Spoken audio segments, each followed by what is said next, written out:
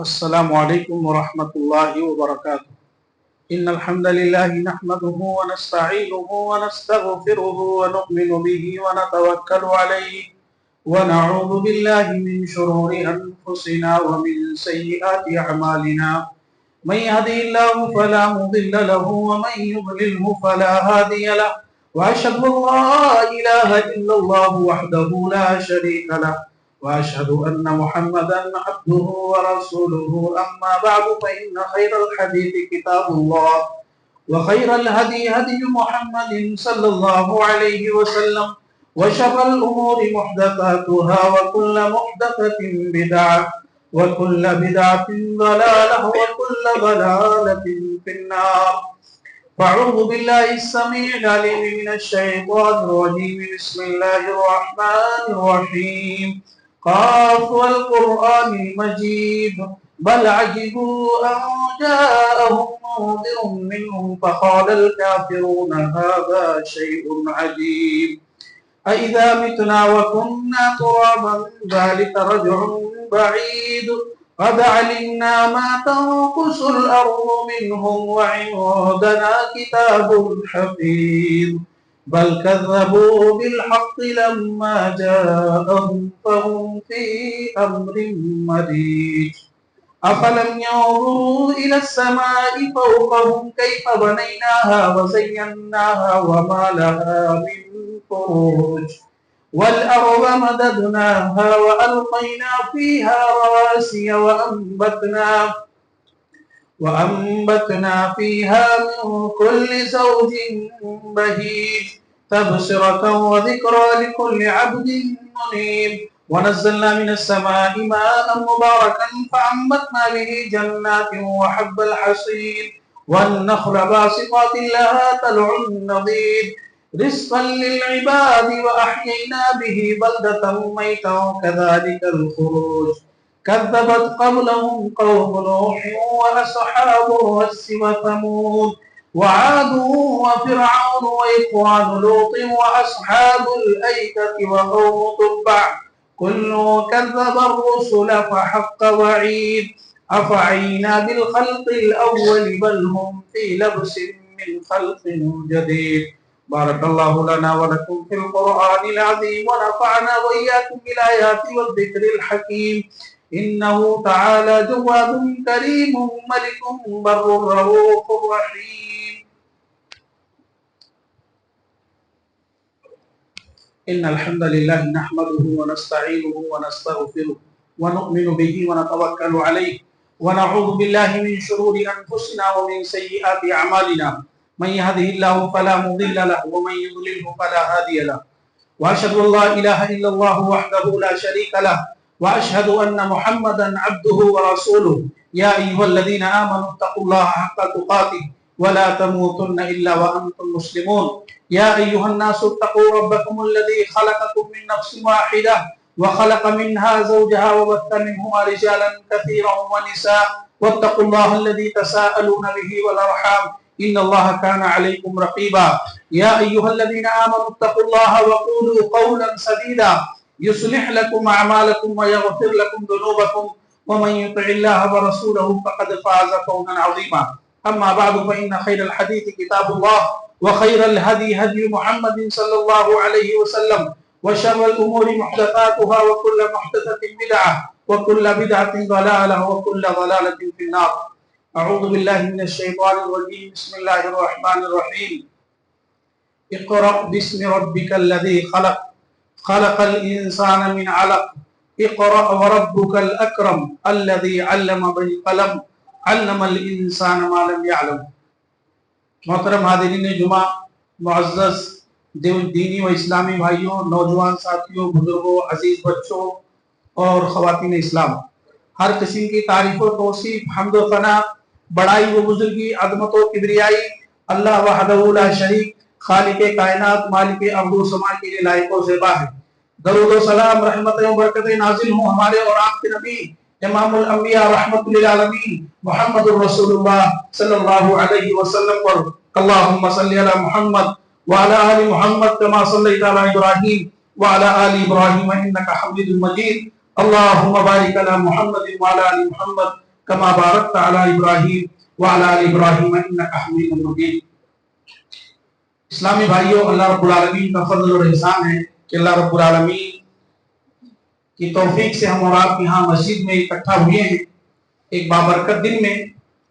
ہمارا یہاں آنے کا مقصد ہے کہ ہم خطبہ جمعہ سنیں اور سنائیں اور جمعہ کی نماز کی ادائیگی کریں. اللہ رب العالمین ہماری اس حاضری کو قبول فرمائے اور ہم سب کے لیے اس حاضری کو نفع بخش اور فائدہ مند بنائے. آمین تقبل یا رب العالمین. اسلامی بھائیوں، خطبہ جمعہ اور جمعہ کے دن کی ہماری زندگی میں بڑی اہمیت ہے.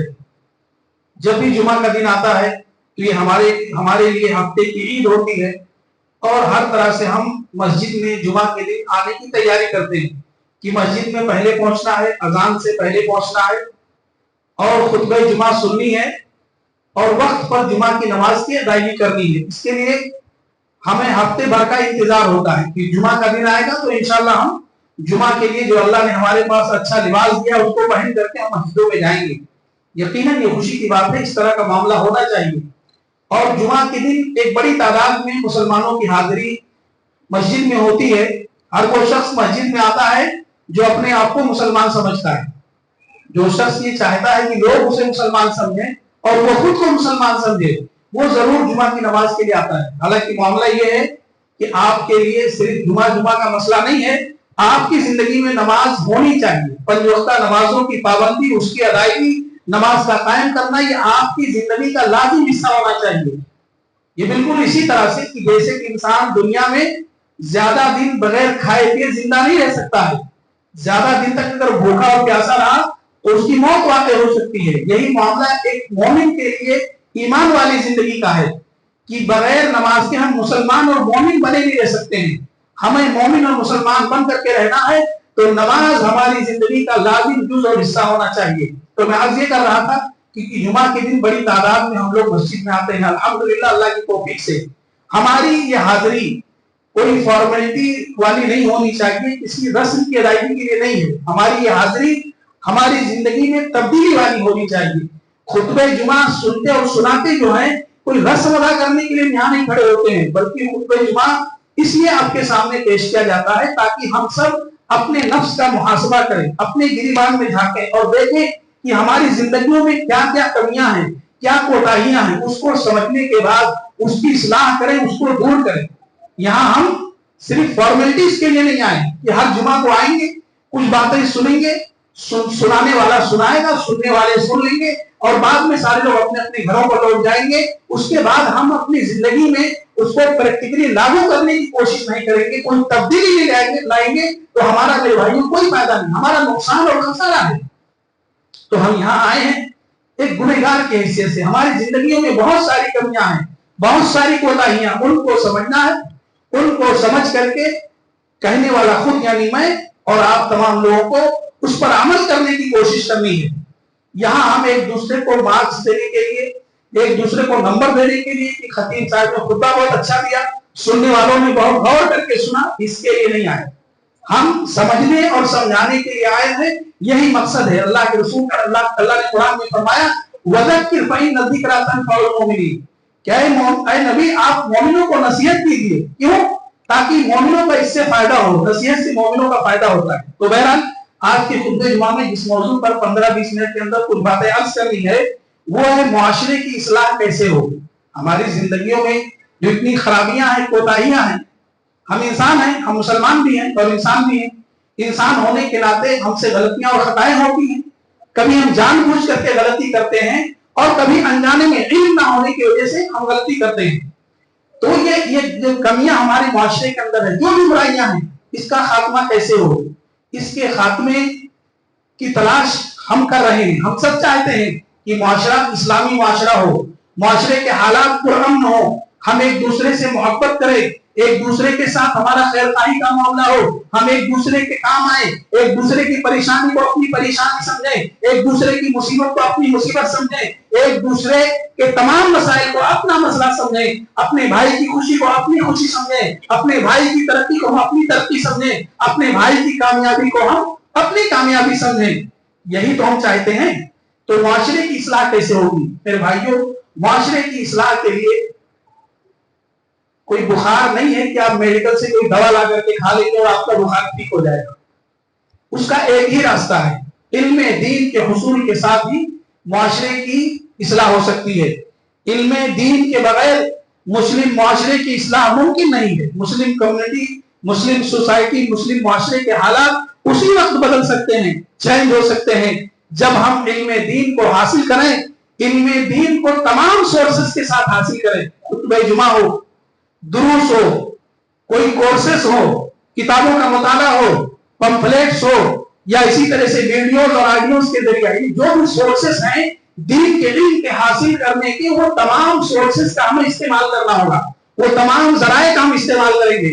ابھی یہاں آپ خطبہ جمعہ کے لیے آئے ہیں, میں آپ کے سامنے کچھ باتیں قرآن و حدیث کی روشنی میں اپنی ٹوٹی پھوٹی زبان میں رکھنے کی کوشش کروں گا. اس سے کیا ہوتا ہے, آپ کے علم میں, دینی علم میں اضافہ ہوتا ہے اور آپ کا ایمان تھوڑا بڑھتا ہے.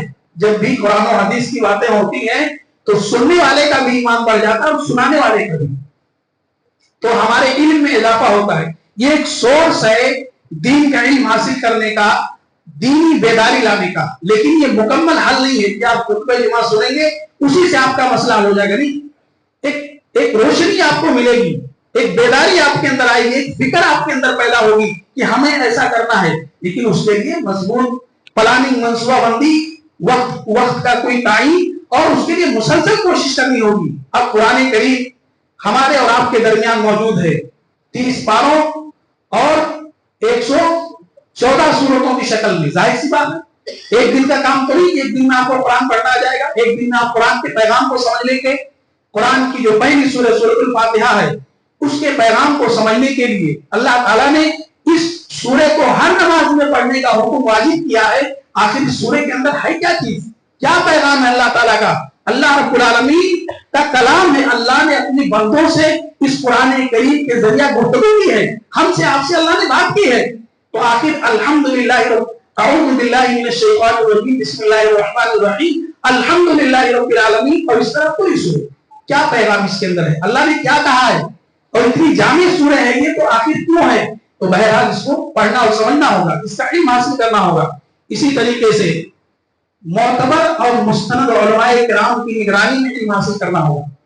آپ یہ سوچیں کہ کوئی ایپ کھول کر کے بیٹھ جائیں آپ اور یوٹیوب وغیرہ سے ویڈیوز کے ذریعے آپ علم حاصل کر لیں گے, ٹھیک ہے, آپ کا فائدہ ہوگا, آپ علم حاصل کر سکتے ہیں. لیکن ضروری ہے یہ ایک استاد اور ایک عالم کی نگرانی میں آپ علم حاصل کریں, تاکہ کوئی کمی اور کوتاہی باقی نہ رہے, کہیں کوئی کمی اور کوتاہی باقی نہ رہے, برابر سے کریکشن ہو جائے اور برابر سے اصلاح ہو جائے. میرے بھائیوں اور دوستوں, ہر طرح کی فضیلت اور فوقیت, دنیا و آخرت کی کامیابی اسی علم دین کے حاصل کرنے میں ہے. علم دین آپ حاصل کریں گے, انشاءاللہ دنیا بھی آپ کی بن جائے گی, آخرت بھی سنور جائے گی.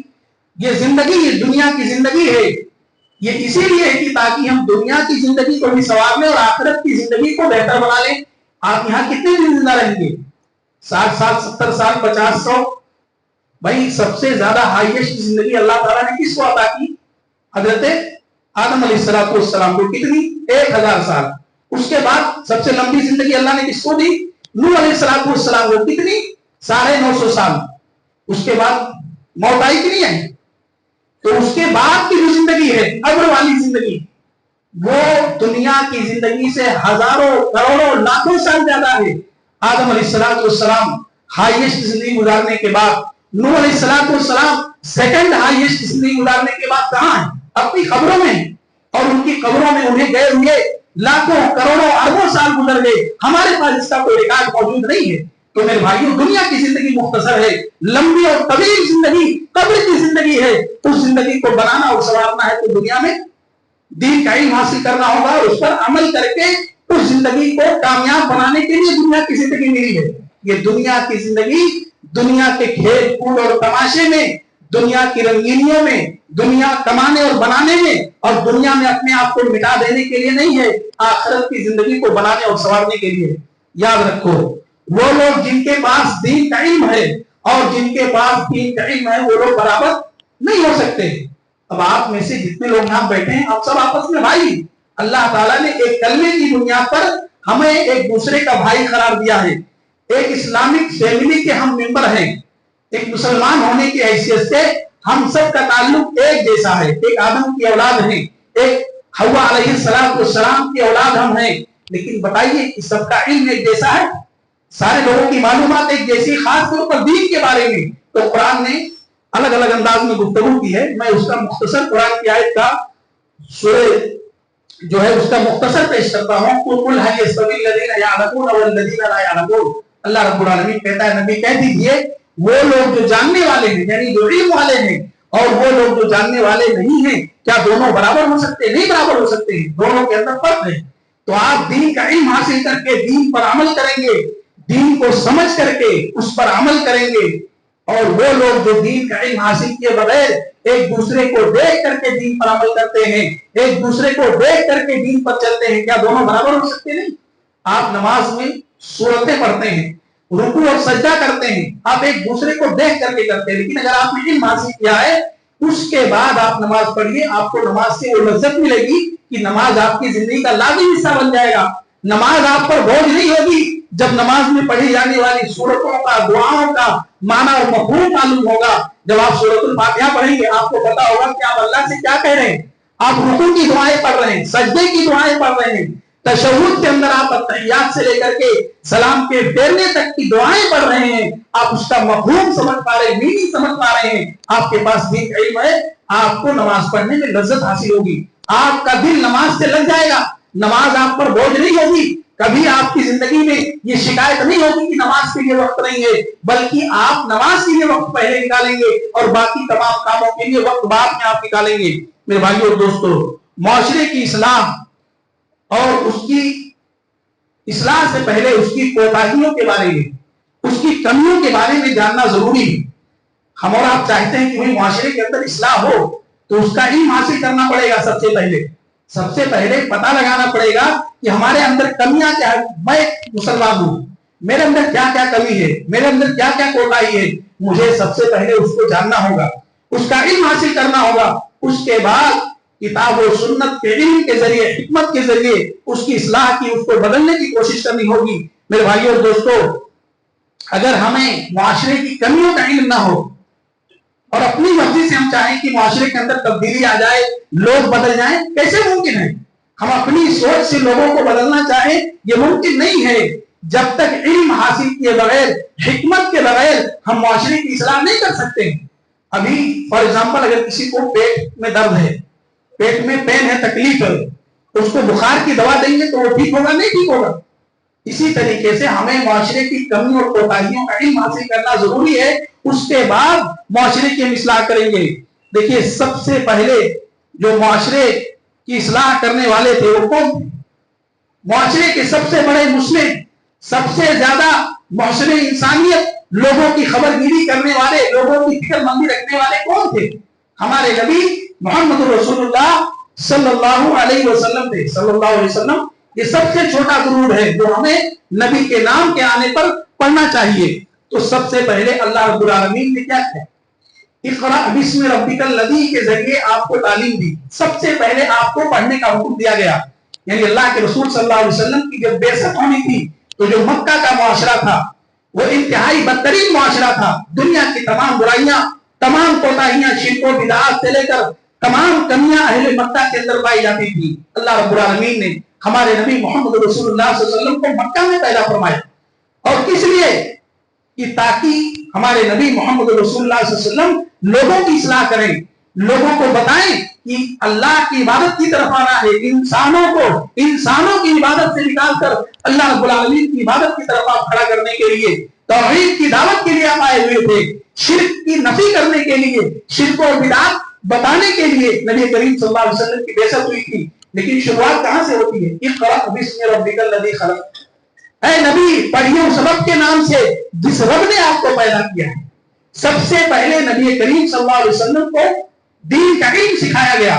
ہمارے نبی محمد رسول اللہ صلی اللہ علیہ وسلم نے کیا جواب دیا تھا جب جبریل نے کہا پڑھیے؟ تو کہا ما انا بقاری, میں پڑھنا نہیں جانتا ہوں.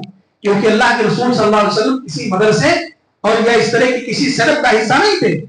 لیکن جب فرشتے نے بار بار اصرار کی, سینے سے لگا کر انتہائی محبت اور عاجزی کے ساتھ اور زور دے کر کے کہانی پڑھیے, اقرأ بسم ربک الذی خلق, خلق الانسان من علق. پڑھایا ان 5 آیت کریمہ کو اور یہیں سے علم کی شروعات ہوتی ہے. نبی کریم صلی اللہ علیہ وسلم کی ان کا دین حاصل کرتے ہیں, قرآن کریم سیکھتے ہیں, جبریل امین وحی لے کر کے آتے ہیں اور یہیں سے آپ کی زندگی میں تبدیلی آتی ہے.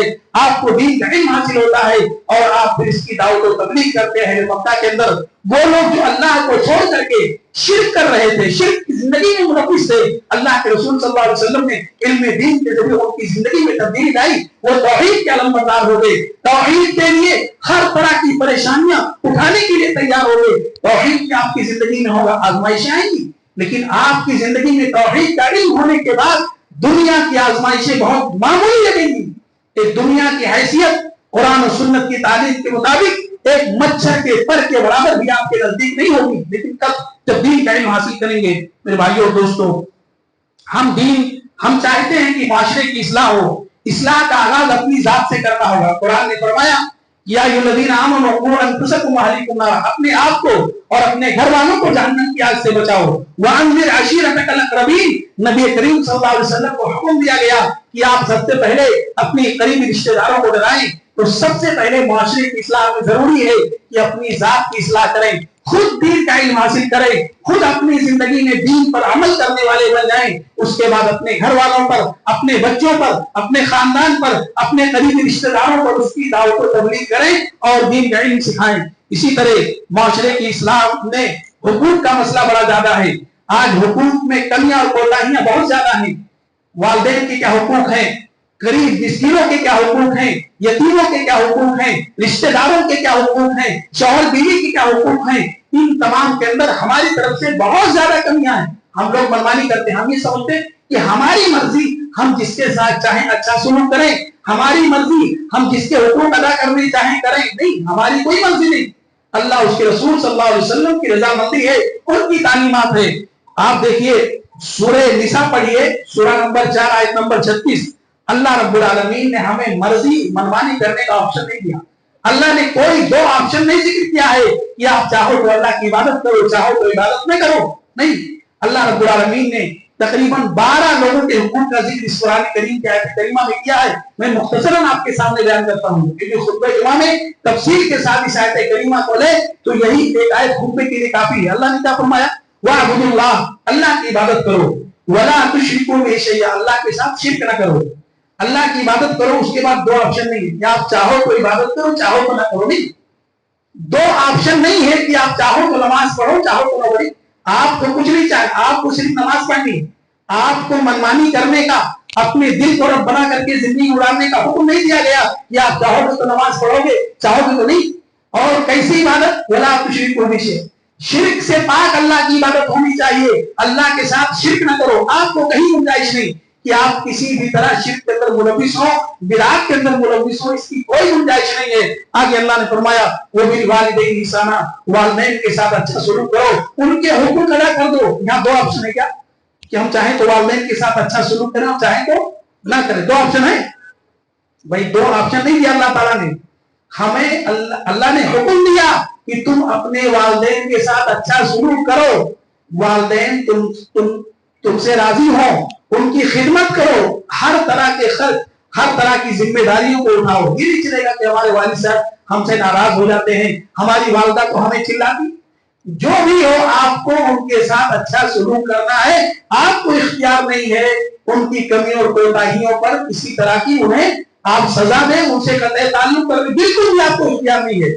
اسی طریقے سے اللہ نے کہا وَبِذِي الْقُرْبَى, اور آپ کے قریبی رشتہ دار, آپ کے بھائی بہن, آپ کے چچا, آپ کے والد کے جو نسب کے خون کے رشتہ دار ہیں, بلڈ ریلیشن, ان کے ساتھ بھی اچھا سلوک کرنا ہے. اور دوسرے جو قریبی رشتہ دار ہیں ماں کی رشتے میں, ان تمام کے ساتھ اچھا سلوک کرو.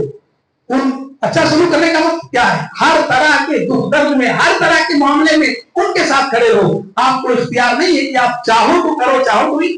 جتنی آپ کو طاقت ہے لوگوں کی مدد کرنے کی, ان کے ساتھ ہر طرح سے کھڑے رہنے کی, آپ کو ان کے ساتھ کھڑے رہنا ہے. آپ کو 2 آپشن نہیں کہ آپ چاہو تو کرو, چاہو تو نہ کرو. اسی طریقے سے اللہ رب العالمین نے فرمایا وَالْيَتَامَى, اور یتیموں کے ساتھ اچھا سلوک کرو, ان کے حقوق ادا کر دو.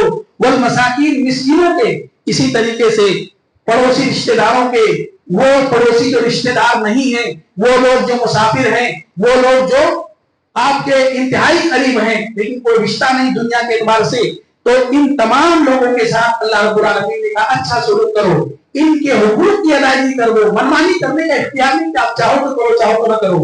اسی طریقے سے آج دنیا میں سب سے بڑا ظلم اور جرم یعنی گناہ کیا ہے؟ شرک و بدعت ہے۔ اس کا خاتمہ ہم معاشرے میں چاہتے ہیں، کیسے اس کا خاتمہ ہوگا؟ توحید کا علم حاصل کرنا ہوگا اور سنت کا علم حاصل کرنا ہوگا۔ توحید کا علم حاصل کریں گے آپ شرک سے بچ جائیں گے، توحید سنت کا علم حاصل کریں گے آپ بدعت سے بچ جائیں گے۔ تو ان تمام چیزوں کا جو خاتمہ ہے وہ علم دین کے حاصل کرنے کے ساتھ ہے۔ میڈیکل سے کوئی دوا لا کر کے کھا لیں گے اور آپ کی زندگی میں توحید آ جائے گا، آپ کی زندگی میں سنت کا مقام آ جائے گا، ایسا نہیں ہوگا۔ آپ کو علم حاصل کرنا ہوگا۔ معاشرے میں جو اختلاف ہے، ہر طرح کا اختلاف، دینی اختلاف، دنیاوی اختلاف، مسلک کے نام پہ اختلاف، مسائل میں اختلاف، عقیدے میں اختلاف، اس اختلاف کا خاتمہ کیسے ہوگا؟ کیسے ہوگا بتائیے بھائی؟ دین کا علم حاصل کر کے کسی بھی مسئلے اور جھگڑے کو قرآن و سنت کی روشنی میں حل کرنا ہوگا۔ قرآن اور سنت کے علم کے بغیر کسی بھی جھگڑے کا، کسی بھی اختلاف کا خاتمہ نہیں ہو سکتا ہے۔ قرآن کہتا ہے، اللہ رب العالمین نے سورہ نساء کی آیت نمبر 59 سورہ نمبر 4 آیت نمبر 59 اللہ کیا فرماتا ہے؟ یہ ایمان والو یا الذین آمنوا اطیعوا اللہ واطیعوا الرسول، اے ایمان والو اللہ کی اطاعت کرو، رسول کی اطاعت کرو۔ اللہ کی اطاعت یعنی قرآن کریم کو پڑھو، اس کو مانو، اس کو سمجھو، اس پر عمل کرو۔ رسول کی اطاعت، صلی اللہ علیہ وسلم کی اطاعت کیسے؟ نہیں، رسول اللہ صلی اللہ علیہ وسلم کی حدیث کو پڑھو، سمجھو، اور رسول کی سنتوں کو سمجھو اور اس پر عمل کرو۔ کیا قرآن کو ماننے میں یعنی اللہ کی اطاعت کرنے میں کوئی اختلاف ہو سکتا ہے؟ نہیں ہو سکتا۔ حدیث پڑھنے میں، اس کو سمجھنے میں کوئی اختلاف ہو سکتا نہیں ہو سکتا ہے۔ اور آگے کہا وَأُولِي الْأَمْرِ مِنْكُمْ، اور تم میں سے جو اولی امر ہیں، کون لوگ ہیں؟ جو مسلمانوں کے خلیفہ ہیں، جو علماء کرام ہیں، جو علماء ہیں، جو مسلمانوں کے خلیفہ ہیں، ان کی بھی اطاعت کرو، ائمہ دین کی اطاعت کرو۔ لیکن آگے کیا کہا؟ یہاں اطیعوا کا لفظ اللہ نے ذکر نہیں کیا، اللہ نے اپنے نام کے ساتھ اطیعوا کا لفظ ذکر کیا، اللہ نے رسول صلی اللہ علیہ وسلم کے نام کے ساتھ اطیعوا کا یہاں واو ہے، واو وَأُولِي الْأَمْرِ مِنْكُمْ، اور اولی امر کی، علماء کی، ائمہ کی، ان کی بھی اطاعت کرو۔ لیکن کہا فَإِن تَنَازَعْتُمْ فِي شَيْءٍ فَرُدُّوهُ إِلَى اللَّهِ وَالرَّسُولِ، اگر کسی مسئلے میں تمہارا کوئی جھگڑا ہو جائے، یہ مسئلہ صحیح ہے وہ صحیح ہے، عقیدے میں مسائل، کسی بھی مسئلے میں تمہارا جھگڑا ہو جائے تو کہاں حل کرو گے؟ اختلاف ہو گیا، اللہ اور اس کے رسول صلی اللہ علیہ وسلم کی طرف اس کو لوٹا دو تاکہ جھگڑا ختم ہو جائے، اختلاف ختم ہو جائے۔ ایک دوسرے کو تانا دینا، ایک دوسرے پر لعنت و ملامت کرنا، نعوذ باللہ، ایک دوسرے کو برا بھلا کہنا، اس کی گنجائش اسلام میں نہیں ہے۔ قرآن و سنت کی طرف لوٹاؤ اور مسئلے کو حل کر لو، کیونکہ اختلاف کا خاتمہ کیسے ہوگا؟ اللہ اس کے رسول صلی اللہ علیہ وسلم کی طرف پلٹنے میں، ان سے اپنے تعلق کو مضبوط کرنے میں، دین کا علم حاصل کرنے میں، صحابہ کرام کے منہج کو سمجھنے میں کہ صحابہ کرام نے قرآن کو کیسے سمجھا، احادیث کو کیسے سمجھا، کس حدیث سے صحابہ نے کیا مسئلہ سمجھا، کس قرآن کی آیت سے صحابہ کرام نے کیا مسئلہ سمجھا۔ کیوں؟ صحابہ کرام اللہ کے رسول صلی اللہ علیہ وسلم کے بعد ہمارے لیے آئیڈیل ہیں، اسوہ ہیں، نمونہ ہیں، وہی ہمارے لیے رول ماڈل ہیں۔ اللہ کے رسول صلی اللہ علیہ وسلم سب سے پہلے ہمارے لیے رول ماڈل ہیں۔ رسول اللہ صلی اللہ علیہ وسلم کی زندگی ہمارے لیے آئیڈیل ہے، اس کے بعد رسول اللہ صلی اللہ علیہ وسلم کے اسٹوڈنٹ، آپ کے ساتھی، آپ کے صحابہ کرام رضی اللہ عنہم اجمعین، وہ ہمارے لیے رول ماڈل ہیں، آئیڈیل ہیں، ان کو ہمیں فالو کرنا ہوگا، ان کی زندگی کو ہمیں سمجھنا ہوگا۔ اس کے بعد انشاءاللہ ہمارے مسائل حل ہو جائیں گے، کوئی جھگڑا باقی نہیں رہے گا۔ اسی طریقے سے چند اور گناہ جو معاشرے میں پائے جاتے ہیں، کمیاں، اس کو میں ایک ایک کر کے ذکر کرتا ہوں۔ اس کا خاتمہ کیسے ہوگا اس سوال آپ سے کروں گا، آپ اس کا جواب دیجیے گا۔ جیسے بے پردگی ہمارے معاشرے میں ہے، شرعی پردہ ہمارے معاشرے میں لوگ نہیں کرتے۔ پردہ کرنے میں کس سے پردہ کرنا ہے، کس سے نہیں کرنا ہے، ہم منمانی کرتے ہیں، ہماری اپنی مرضی چلے گی نہیں چلے گی۔ اس برائی کا خاتمہ کیسے ہوگا؟ قرآن و سنت کا علم حاصل کرنا ہوگا کہ کس کس سے پردہ، کس سے نہیں۔ جس سے نکاح ہمیشہ ہمیشہ کے لیے حرام ہے، جو محرم ہیں ان کے سامنے پردہ نہیں کرنا۔ پردہ نہیں کرنے کا کیا مطلب ہو؟ چہرہ اور ہاتھ وغیرہ کھلا رکھ سکتے ہیں، لیکن کیا بے حیائی کرنی؟ کیا چھوٹے چھوٹے کپڑے پہن کر کے ان محرم کے سامنے کوئی لڑکی، کوئی کسی کی بیٹی، کوئی کسی کی بہن آ سکتی؟ نہیں آ سکتی۔ اسے اپنے جسم کو سطر کرنا ہے، ہر طرح سے پردہ کرنا ہے، لیکن ان لوگوں کے سامنے وہ چہرہ ہاتھ وغیرہ کھول کر کے آ سکتی ہے۔ اسی طریقے سے شادی بیاہ میں جہیز کی لعنت ہے، ایک نبی کی سنت کے نام پر کس طرح سے لین دین اور رسم و رواج میں ہم جکڑے ہوئے ہیں، اس کا خاتمہ کیسے ہوگا؟ قرآن اور سنت کا علم حاصل کر کے، قرآن نبی کریم صلی اللہ علیہ وسلم کی زندگی کا مطالعہ کر کے، نبی نے جو آسان نکاح بنایا ہے، خیر النکاح ایسر، اس آسان کام کو آسان کر کے مسئلے کا خاتمہ ہوگا۔ اسی طریقے سے معاشرے میں زناکاری، بے حیائی اور معاشرے میں وراثت کی تقسیم میں منمانی، اور اسی طریقے سے معاشرے میں تجارت کے معاملے میں منمانی، حرام و حلال کا فرق نہیں، یہ ساری جو کمیاں ہیں، سودی کاروبار، نام بدل بدل کر کے ہمارے سامنے آتے رہتے ہیں، آن لائن آف لائن، ان تمام برائیوں کا خاتمہ کیسے ہوگا؟ میرے بھائیوں، دین کا علم حاصل کر کے شوہر بیوی کے جھگڑے، خلا اور طلاق آئے دن غیر ضروری طور پر ہوتے رہتے ہیں، یہ سب کیسے ختم ہوگا؟ یا اسی طریقے سے اور بھی بہت سارے مسائل ہیں، بھائی کے مال میں بھائی کا حصہ نہیں، جوائنٹ فیملیوں میں لڑائیاں ہیں، جھگڑے ہیں، کون کس کے ساتھ زیادتی کر رہا ہے، اسی طریقے سے شہرت کا فتنہ ہے، عہدے کا فتنہ ہے، یہ تمام جو معاملات، جو تمام کمیاں ہمارے معاشرے میں ہیں، جو صبح شام ہم کو یہ سب کیسے ختم ہوگا؟ قرآن اور سنت کا علم حاصل کر کے ان تمام برائیوں کا خاتمہ ہم کر سکتے ہیں۔ اس کے علاوہ کوئی میڈیکل سے نعوذ باللہ برا مت مانیے گا کہ مولانا کمنٹ کریں، سمجھانے کے لیے کہہ رہا ہوں، آپ میرے بھائی ہیں، آپ سے ہمیں محبت ہے، آپ سے لگاؤ ہے، آپ کے اندر خوبی ہے، خیر ہے، بھلائی ہے، تو ہمیں خوشی ہوگی اور ہمیں اس سے اجر ملے گا۔ تو بہرحال یہ کوئی دوا سے نہیں ہوگا میرے بھائیوں، ہمیں اپنی زندگی میں تبدیلی لانی ہوگی۔ جو بھی فتنے ہیں، جو بھی کمیاں ہیں، میں ایک بات کہہ کر کے اپنی بات ختم کرتا ہوں۔ میرے بھائیوں، دنیا کی زندگی ہماری دو وعدوں پر ہے۔ ایک وعدہ اللہ رب العالمین کا ہے، اللہ کا وعدہ حق ہے، سچ ہے، برات کو پورا ہونے والا ہے۔ اللہ نے وعدہ کیا نا، جنت و جہنم کا وعدہ کیا ہے، کامیابی اور ناکامی کا وعدہ کیا ہے کہ کچھ لوگ کو داہنے ہاتھ میں نامہ اعمال میں، کچھ لوگ کو بائیں ہاتھ میں، یہ وعدہ پورا ہو۔ ان اللہ وعدکم وعد الحق، اللہ کا وعدہ برحق ہے، قرآن کہتا ہے۔ دوسرا وعدہ شیطان کا وعدہ ہے، یہ وعدہ جھوٹ ہے، دھوکہ ہے، یعدہم ویمنیہم، وہ تمہیں آرزو اور تمنائیں دلاتا ہے، تم سے وعدے کرتا ہے، چلو بعد میں تم توبہ کر لینا، ابھی تمہاری جوانی کے ایام ہیں، بعد میں عبادت کر لینا، ابھی تو گھومو موج کرو، عیش کرو، نہیں۔ وما یعدہم الشیطان، شیطان کا وعدہ کیا؟ دھوکہ ہے، یہ اپنے وعدے کی خلاف ورزی، اس کا وعدہ پورا نہیں ہوگا۔ تو میرے بھائیوں، ہم اللہ کے وعدے پر زندگی گزاریں۔ اللہ رب العالمین سے دعا کہ اللہ تعالی ہمیں کتاب و سنت کو پڑھنے، سمجھنے اور اسی کے مطابق اللہ ہمیں زندگی گزارنے کی توفیق عطا فرما۔